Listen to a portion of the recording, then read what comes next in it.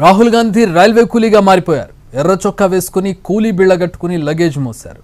ఢిల్లీలోని ఆనంద్ విహార్ రైల్వే స్టేషన్లో కూలీలతో మాట్లాడి సమస్యలు తెలుసుకున్నారు. కూలీ వేసుకున్నట్టు రాహుల్ కూడా బట్టలు ధరించారు. రెడ్ కలర్ షర్ట్ తో పాటు కూలీల బ్యాడ్జ్ను ధరించారు. తర్వాత సూట్ కేసును తలపై పెట్టుకుని మోసుకెళ్లారు రాహుల్. కూలీల సమస్యలు తెలుసుకున్న రాహుల్ గాంధీ పరిష్కరించేందుకు కృషి చేస్తానని హామీ ఇచ్చారు.